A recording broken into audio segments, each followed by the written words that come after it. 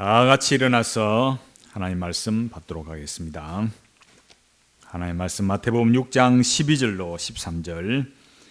우리가 우리에게 죄 지은 자를 사하여 준 것 같이 우리 죄를 사하여 주시옵고 우리를 시험에 들게 하지 마시옵고 다만 악에서 구하시옵소서. 나라와 권세와 영광이 아버지께 영원히 있사옵나이다. 아멘. 예수님의 산상설교 134번째 시간입니다. 오늘은 우리를 시험에 들게 하지 마시고에 대해서 5번째로 살펴보도록 하겠습니다. 오늘은 우리의 존재와 사명과 기도가 시험과 어떻게 연관이 되는가에 대해서 살펴보겠습니다. 시험에 관한 중요한 말씀 중 하나가 마태복음 26장 36절로 46절에 나오는 예수님의 겟세마네 동산의 기도입니다. 그 앞에 있는 말씀은 26절 30절 말씀에 보면 최후의 만찬이 있고 예수님께서 이제 곧 십자가에 죽으심으로 못 박혀 죽으심으로 구속 사역을 감당하셔야 했습니다. 히브리서 5장 7절에 보면 예수님께서는 심한 통곡과 눈물로 간구와 소원을 올렸다. 이렇게 말했습니다. 얼마나 간절히 기도하셨는지 누가복음에는 땀이 땅에 떨어지는 핏방울 같이 되더라 이렇게 표현했습니다. 예수님께서 기도하신 내용이 무엇입니까? 마태복음 26장 39절에 조금 나아가사 얼굴을 땅에 대시고 엎드려 기도하여 가라사대 내 아버지여 만일 할만하시거든 이 잔을 내게서 지나가게 하옵소서. 그러나 나의 원대로 마옵시고 아버지의 원대로 하옵소서 하시고. 아멘. 예수님께서 십자가에 못 박혀 죽으심으로 자기 백성을 죄에서 그들을 구원하시는 일을 이루시지만 그 십자가의 고통이 너무 크고 힘들었기 때문에 이 십자가의 잔이 지나가기를 구했습니다. 그러나 아버지 하나님의 뜻대로 이루어지기를 기도하셨습니다. 예수님께서 져야 할 십자가는 하나님의 진노와 저주의 잔이었습니다. 기도하시고 제자들에게 오니 자고 있었어요.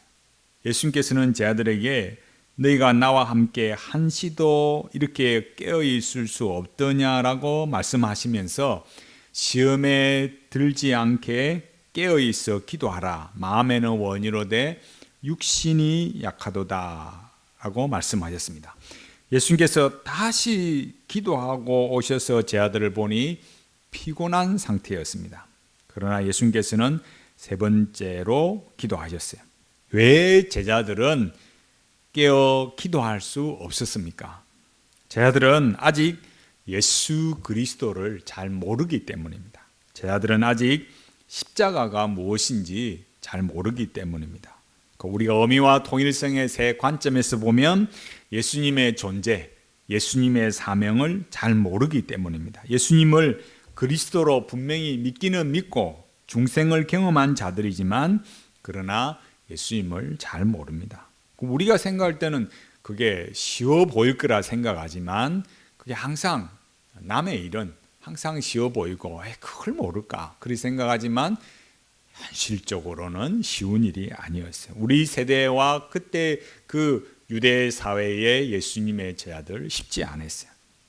사도행전 1장에 가보면 이런 말씀이 있습니다. 사도행전 1장 6절 저희가 모였을 때에 예수께 묻자와 가로되 주께서 이스라엘 나라를 회복하심이 이때니까 하니. 아멘.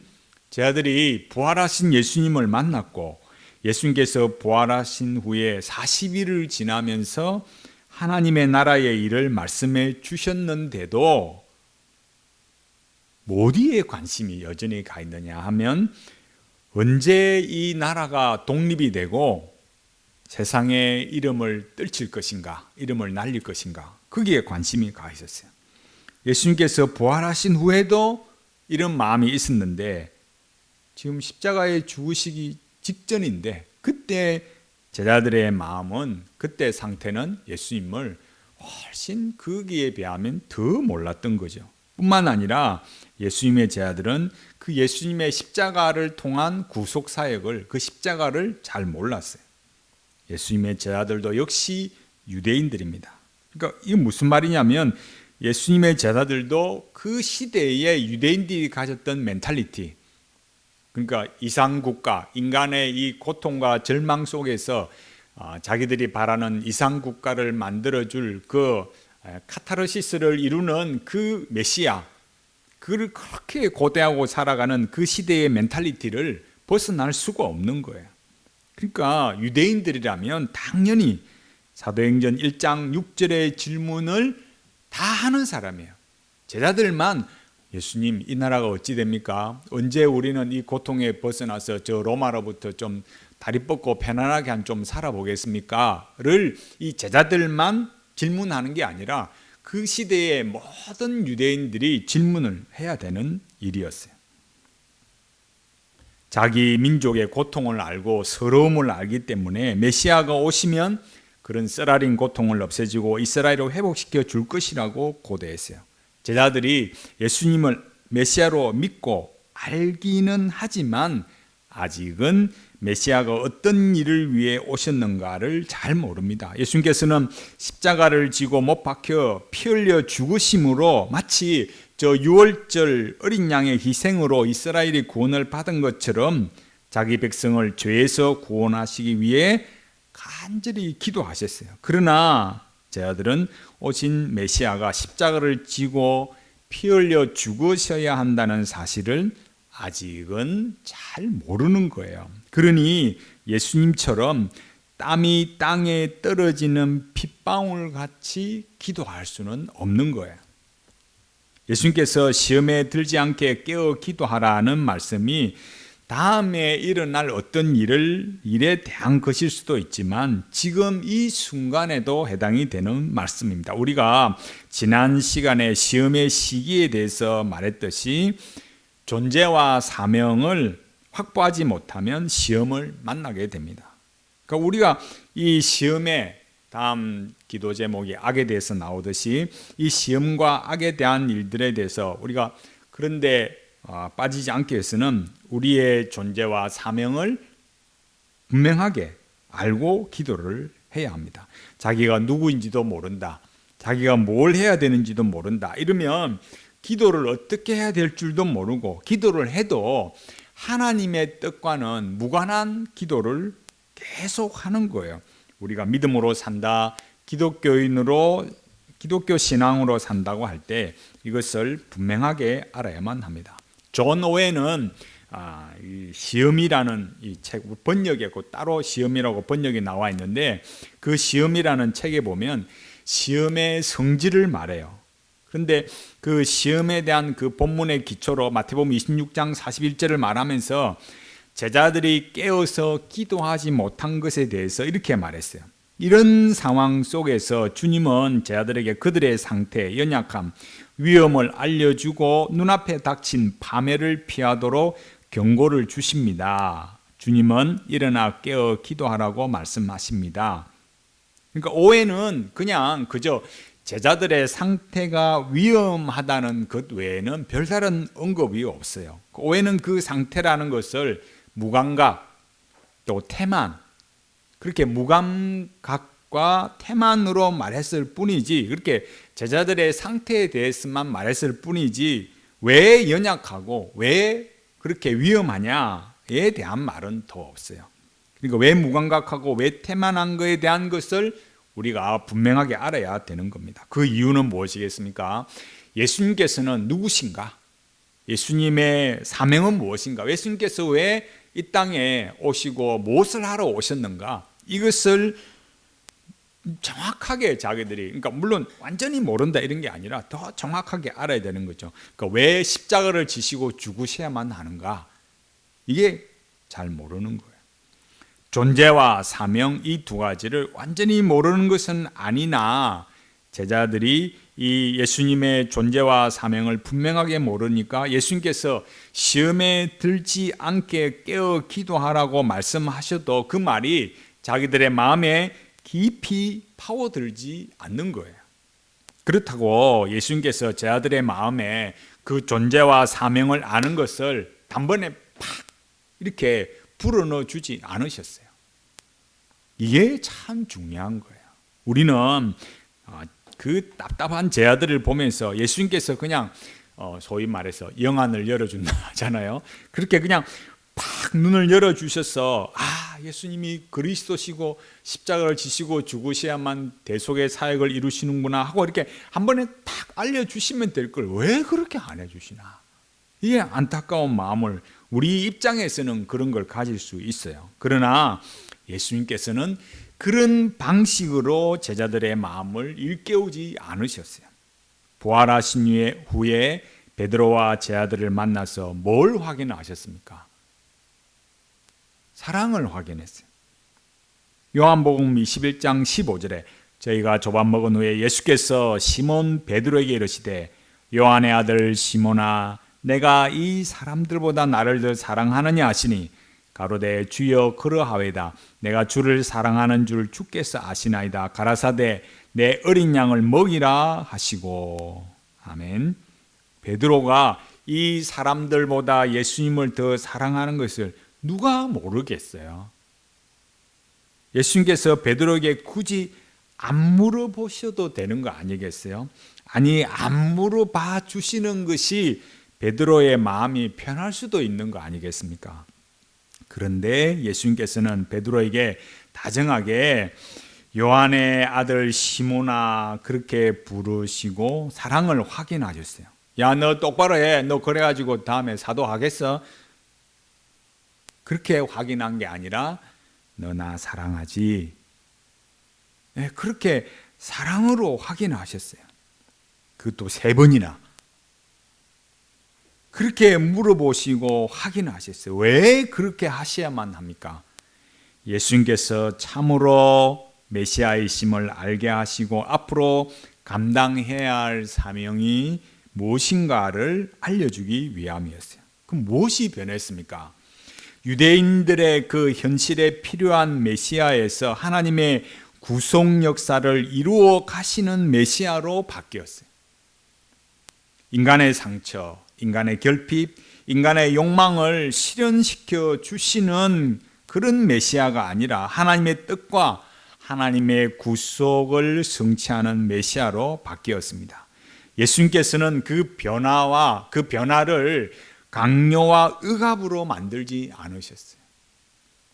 지극히 인격적으로 하셨어요. 무슨 신비스러운 방법으로 알게 해주시거나 무슨 나만의 하나님의 음성 그런 걸로 안 하셨다니까요.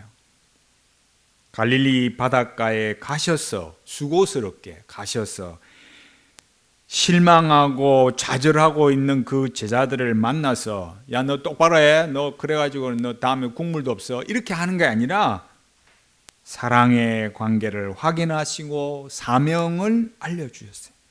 그런 것을 신비로 초월로 도약으로 제자들에게 관계 존재 사명을 알게 하신 것이 아니라는 거예요. 사랑으로 말씀으로 알게 하셨어요. 그러나 안타깝게도 우리는 계속 신비스러운 거 초월로 도약으로 알게 해달라고 합니다.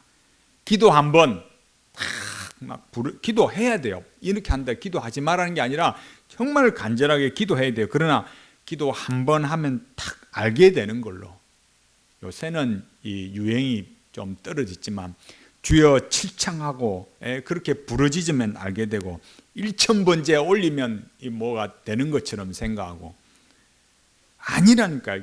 지금 우리나라의 기독교의 현 주소가 그렇게 되어 있어요.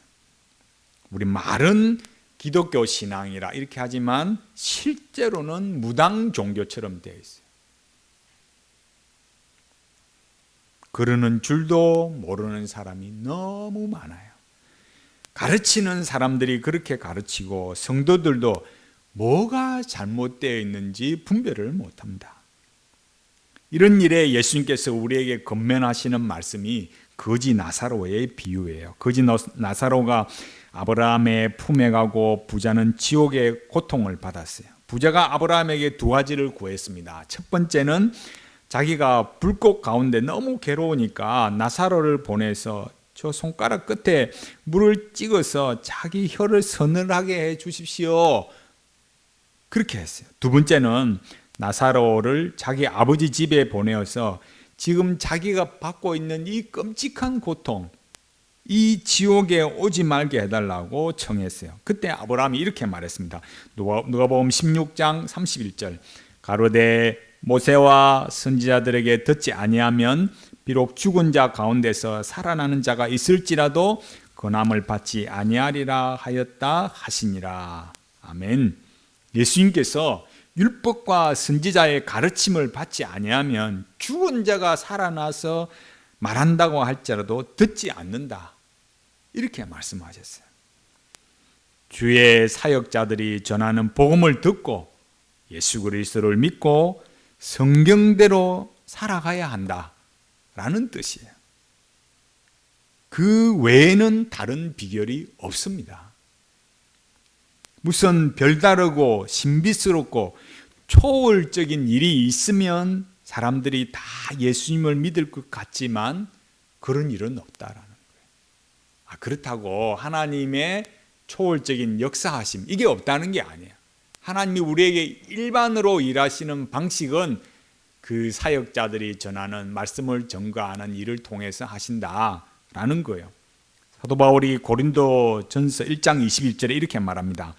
하나님의 지혜에 있어서는 이 세상이 자기 지혜로 하나님을 알지 못하는 고로 하나님께서 전도에 미련한 것으로 믿는 자들을 구원하시기를 기뻐하셨도다. 아멘. 사도가 뭐라 했다고요? 하나님께서 세상 사람들을 구원하는 방식이 뭐냐 이거예요.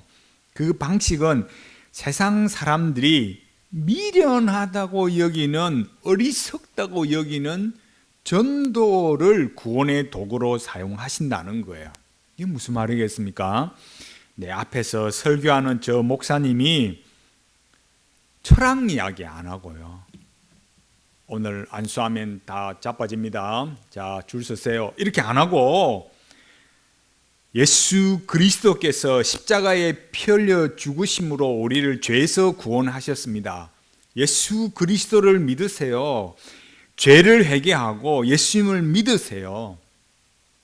이것이 하나님의 방법이라는 거예요.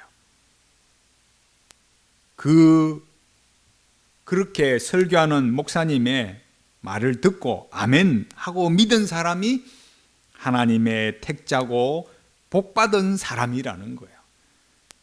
앞에 서 있는 목사의 학벌에 항복한 것이 아니라 목사님이 전하는 복음에 항복한 거예요.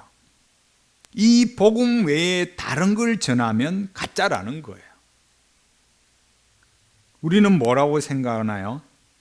아니, 목사님 왜 저러시나? 아니, 뭐 맨날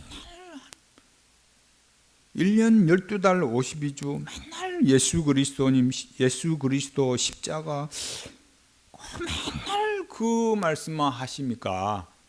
그게 복이라니까요. 안 그러면 뭐 하겠어요? 자기 자랑 나오는 거예요. 그 입만 열면 혀가 이렇게 꼬부라져 가지고 에딘버러하고 옥스퍼드에서 프린스턴 뭐 하버드 예일 뭐 꼭 이러면서 꼭 돌아가는 말소리 하면서 말이지. 미국에 있을 때 뭐 영국에 있을 때 남아공에 있을 뭐 예수님 십자가는 이 저기 곁다리로 저 한 번 슬쩍 나오고 매 그냥 자기가 뭐 독일에 있을 때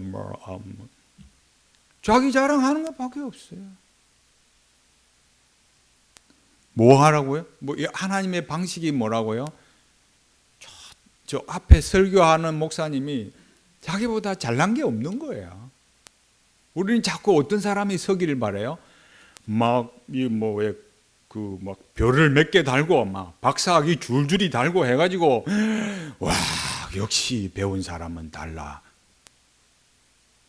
뭐라고요? 그렇게 생각하는 사람은 그 목사의 학벌에 항복한 거라니까요. 나보다 못한 사람 야, 저 생긴 걸 보거나 뭐 말하는 걸 보거나 저 아닌 거예요. 그럼 그 목사님이 뭘 한다고요? 뭘 전한다고요? 예수님이 우리 죄를 위하여서 우리 죄를 사하시려고 십자가에 못 박혀 죽으셨어요. 그거 믿으세요. 하나님의 말씀대로 사세요. 근데 이 배부른 님들이 뭐예요? 앉아서 나도 그 소리 하겠다. 그게 이 배부른 이 현대 기독교인들이 어디에 가야 될지 모르는 거. 그러니까 뭐예요? 철학 이야기, 뭐 심리학 가져오고, 그다음 안 되니까 뭐예요? 요즘 뭐 하겠어요?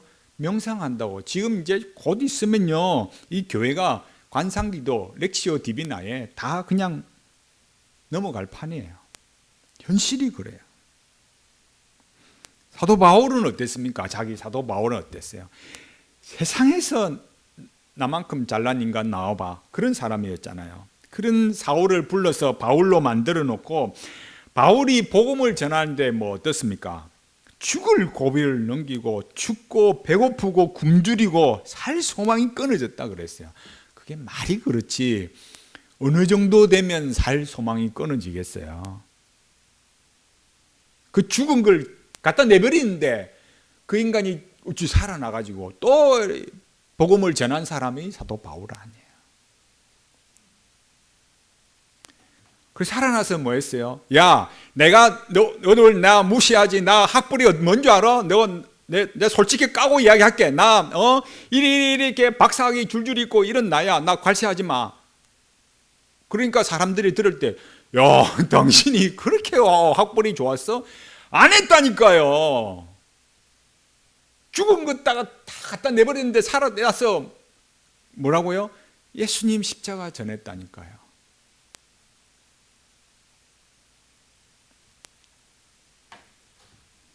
하나님께서 천사들을 동원해서 막 사람들을 끌어올려서 구원하지 않으시고 그 종들을 불러서 남들이 안 가는 나라, 남들이 가기 싫어하는 나라, 그런 나라에 선교사로 참 또 무명한 한 사람으로 그렇게 사람들을 보내셔서 그렇게 사람들을 구원하시기를 뭐 했다고요? 기뻐하셨다고요. 여러분 앞에 서는 목사가요, 여러분들한테 여러분들보다 더 똑똑하고 박사학위 줄줄 그렇게 연걸려 있는 그런 사람을 원하면요, 여러분은 벌써 변질된 거예요. 지금 우리가 있는 자리는 또 뭐겠습니까? 그 이제 목사님, 선교사님 이야기하면 너무 또 우리하고는 좀 거리가 멀어. 우리가 있는 자리는 그럼 어떤 자리겠어요? 우리가 살아가는 자리. 우리는 자꾸 뭐 해달라 그래요? 하나님께 턱자 붙여달라 그래요. 왜 턱자 붙여달라 그래요? 내 열심히, 엘리야가 뭐래요? 나도 턱심이라고. 세상 나만큼 하나님 앞에 헌신하고 열심히 있는 사람은 어딨냐고. 그래서 뭐라 그래요? 그렇게 뭐든지 특별하고 유명해지기를 바라는 거예요. 그래서 아무개처럼 유명한 사람이 되고, 기도하면 문제가 탁 풀려지고, 기도하면 안 되는 일도 해결되고, 그렇게 해달라는 거예요. 하나님께서 나를 사용하시면은 특별한 자리로 가야 된다고 생각하는 거예요. 복음성가에도 이런 거 있잖아요. 반드시 내가 너를 축복하리라. 반드시 내가 너를 들으쓰리라. 어디다 어떻게 들으쓰겠어요? 물론 목회자로 쓰시는 것도 있고 선교사로도 쓰십니다. 하나님이 쓰시는 일이 분명히 있어요.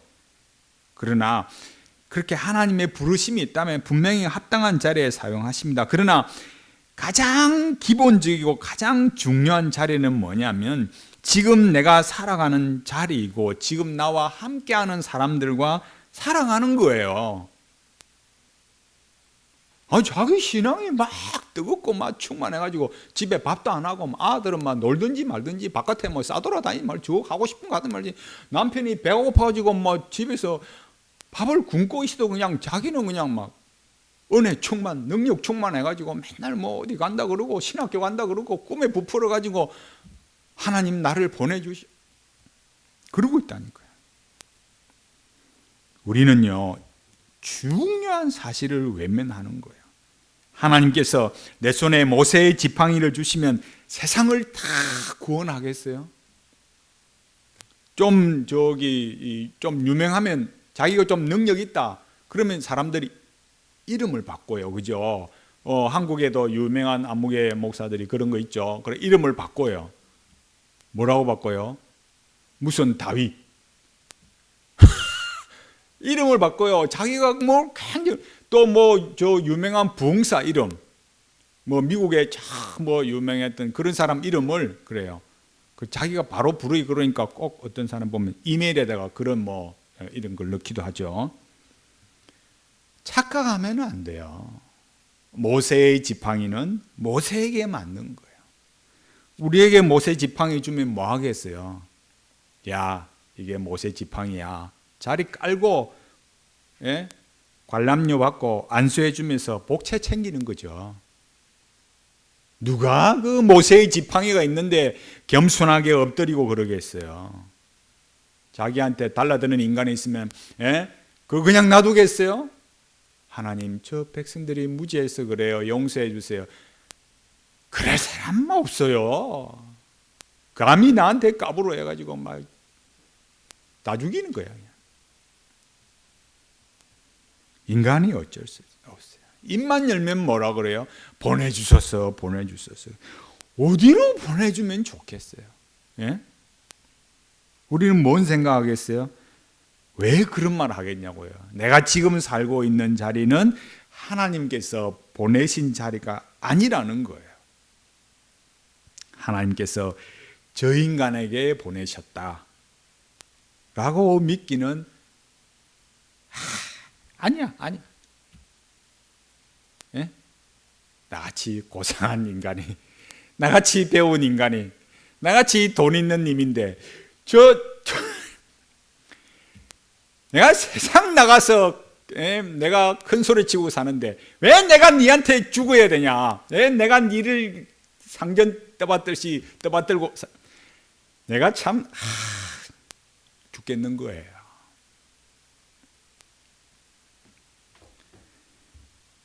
성경이 우리에게 뭐라고 말합니까? 하나님 우리에게 뭐라고 말하세요? 하나님께서 우리보다 지혜롭다고요. 하나님께서 우리보다 능력이 많으신 분이에요. 그래서 어쨌다고요? 예수님을 십자가에 못 박혀 죽이셔서 구원하시고 나보다 저 뿔도 모자라고 미달이라고 생각하는 그 사람을 목사로 세워서 예수님 십자가밖에 모르게 만들어서 그걸 전해서요 내 입에서 아멘하고 나오도록 그래서 하나님의 백성 만들었다니까요. 막 줄줄이 박사 아이고 그래 저 아버지가 할아버지 이야 그러니까 그 사람은 복음을 들은 게 아니에요. 그 사람은 복음을 들은 게 아니에요.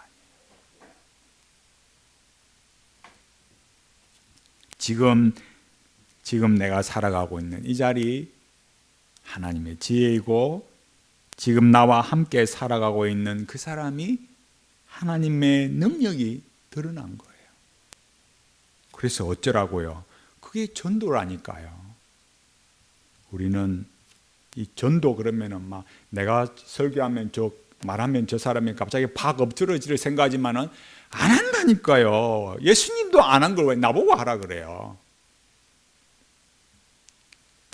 지금 이 자리, 지금 나와 함께하는 이 사람, 내가 경상도 말로 막 쇠가 빠지기 고생해서 왜 네 영혼을 위해서, 니만한 인간을 위해서 내가 왜 이 눈물을 흘려야 돼?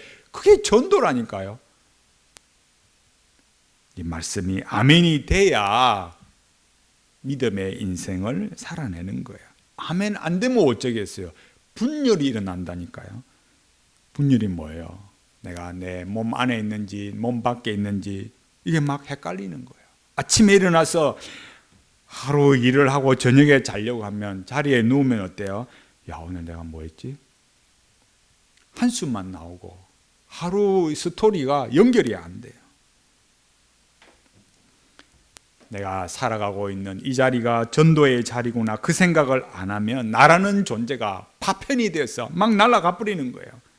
전도가 저 길거리 나가서 복음을 전하고 먼 나라 이웃 나라 가서 꼭 그렇게 선교를 해야만 하는 것이 아니라, 그분들도 그 자리에 가 있지만은 지금 나라는 자리, 지금 여기가 역시 전도의 자리라는 걸 잊어서는 안 돼요. 한 사람의 인격을 변화시켜 가는 것이 전도예요. 예수 그리스도의 복음을 먼저 듣고 십자가의 은혜를 더 많이 알게 된 사람이 자기 앞에 있는 영혼을 사랑하고 살아가는 것이 전도입니다. 그 전도는 평생 살아도 그 결과를 볼 수 있을지 장담을 못할 수도 있는 거예요. 그런데도 사랑하고 살아야 전도가 됩니다. 왜 사랑이겠어요? 사랑만이 인격을 변화시키기 때문입니다. 하나님께서 왜 그런 전도의 방식으로 일하실까요? 인간의 능력으로 나는 믿었다, 그래서 구원받았다 하는 소리를 못하게 하기 위함이에요. 이 세상에 어느 누구도 자기가 잘났어, 복음을 알아듣고 예수님을 믿었다, 그 소리 못하게 하는 거예요. 아무도 그럴 수가 없는 거예요. 어느 인간도 복음을 듣고 들어보니 믿을만해서 내가 믿어줬다, 그 소리를 못하는 거예요. 왜 그렇습니까? 세상 어느 인간도 죄의 지배 아래에 있기 때문에, 모든 인간이 죄 아래 지배 있는, 그 지배 아래에 있는 죄인이기 때문에 그래요. 성령님의 역사로 거듭나지 않은 죄인들은 복음을 알 수가 없어요. 만일 어떤 사람이 자기 능력으로 예수님을 믿었다면 그 사람은 성경이 말하는 믿음이 아니에요. 믿음은 뭐라 그래요? 하나님의 선물이다. 에베소서 2장 8절 말씀에서. 그래서 하는 말이 이거예요. 고린도서 1장 31절, 기록된 바 자랑하는 자는 주 안에서 자랑하라 함과 같게 하려 함이니라. 아멘. 이게 복음이에요. 이것이 뭘 말하겠습니까? 다시 겟세마네 동산으로 돌아와서 생각해 보겠습니다. 예수님께서 땀이 땅에 떨어지는 핏방울 같이 되도록 기도하셨으나 제자들은 어땠다고요? 피곤하고 잠들었어요. 그 이유는 예수님을 모르고 예수님의 구속 사역도 잘 몰랐기 때문이에요. 예수님의 존재, 사명, 그걸 제대로 몰랐어요. 그러니 제자들은 자신의 존재도 자신의 사명도 잘 몰랐어요. 모르고 그랬으니까 괜찮다, 그런 말이 아니에요. 모르는 것이 자기 정당화를 만들어낼 수 없습니다. 모르면 시험을 만나는 거예요. 알아도 시험을 만나지만 모르면 더 어려운 시험을 만나는 거예요. 그 모르는 것을 예수님의 말씀을 듣고 제자들이 척 알아듣지 못했다라는 거예요. 예수님께서 말씀으로 알게 하시고 성령님께서 또 오셔야 하는 그 기나긴 또 과정들을 또 역사하시고 그래서 알게 해주셨어요. 성령님께서 오셔서 거듭나게 하셔서 십자가의 사랑을 알게 하시고 예수님을 구속의 그리스도로 올바르게 알게 하셨습니다. 그러니 기도가 무엇이고 시험이 무엇인가, 이렇게 자동적으로 명확하게 연결이 돼야 돼요. 시험이란 우리의 존재와 사명이 무엇인가를 확인하게 하는 것입니다. 존재와 사명이 약해지면 시험에 약하는 거예요. 아무도 이 시험으로부터 완전히 자유로운 사람은 아무도 없어요. 존재와 사명이 약해지는 것은 우리가 진공 상태로 살지 않기 때문입니다.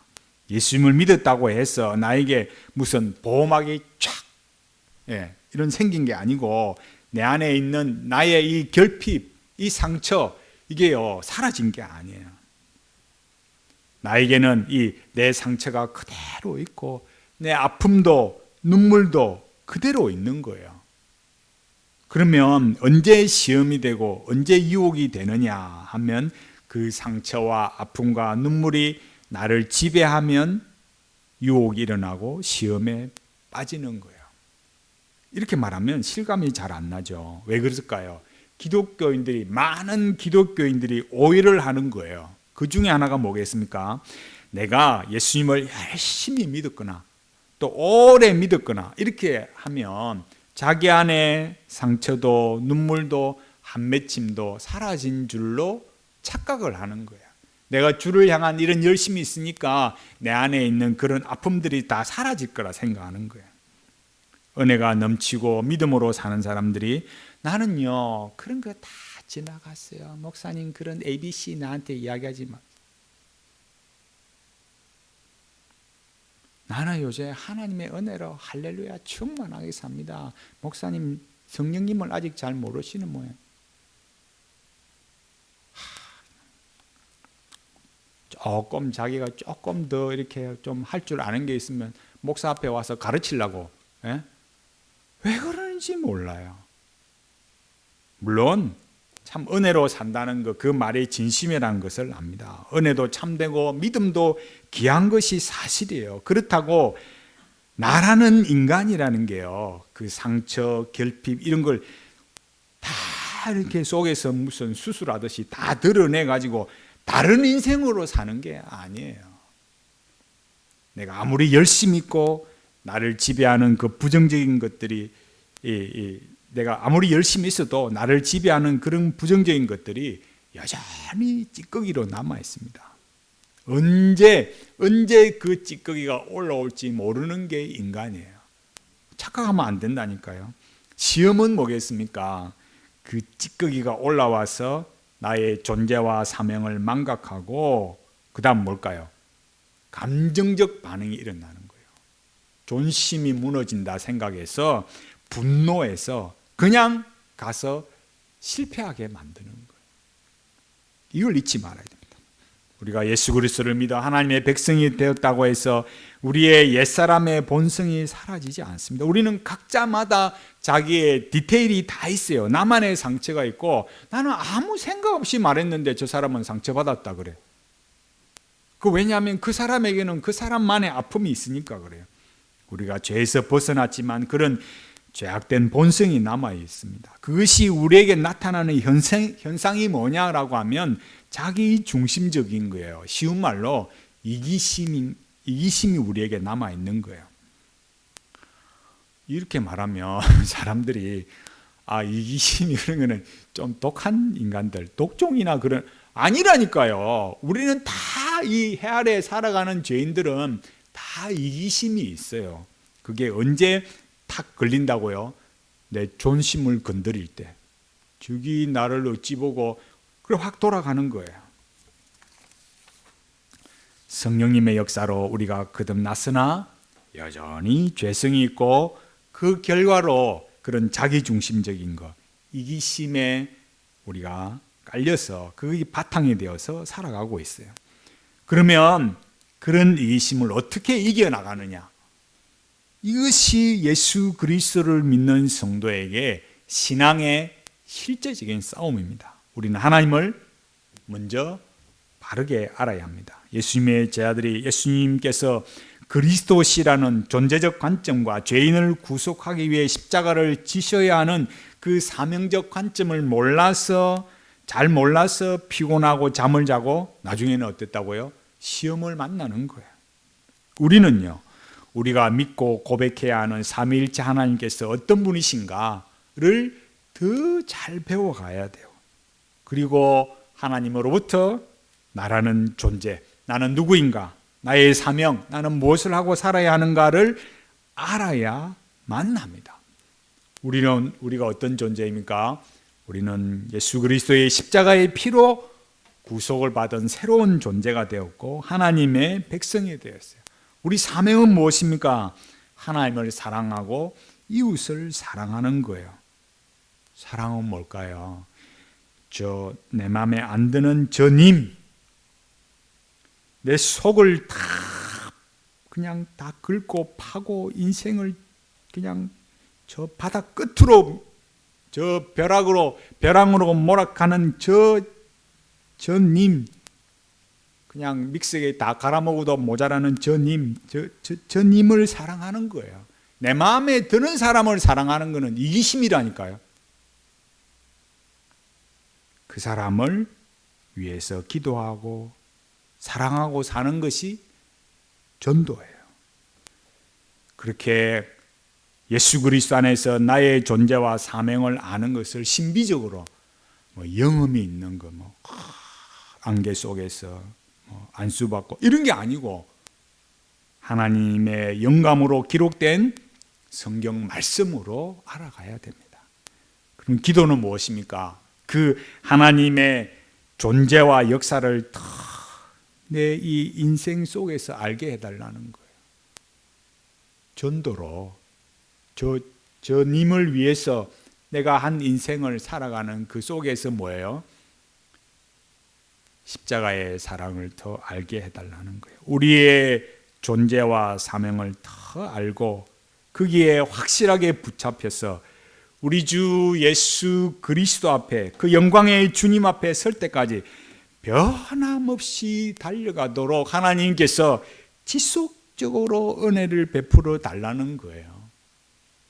그리고 우리에게 어떤 시험이 닥쳐와도 우리가 만나는 그 시험을 능히 이겨가도록 하나님께서 도와주시기를 겸손하게 간청하는 것입니다. 그리고 그 시험을 통해 예수 그리스도 안에서 주어진 의미와 통일성을 더 굳세게 해달라는 것입니다. 그리하여 우리가 이 지상의 삶을 살아가면서도 당면하는 모든 시험과 고난과 아픔과 눈물 속에서도 우리 아버지 하나님의 은혜와 그 말씀으로 승리하여 궁극적으로 우리 아버지 하나님께 영광을 돌리게 해달라는 것입니다. 우리 주 예수 그리스도 안에서 우리의 존재와 사명을 더 분명하게 하고 시험에 들지 않도록 기도하고 우리에게 주어진 것들을 기쁘게 감당하면서 하늘 아버지의 나라에서 영원한 영광을 누리는 복된 성도들이 다 되시기 바랍니다.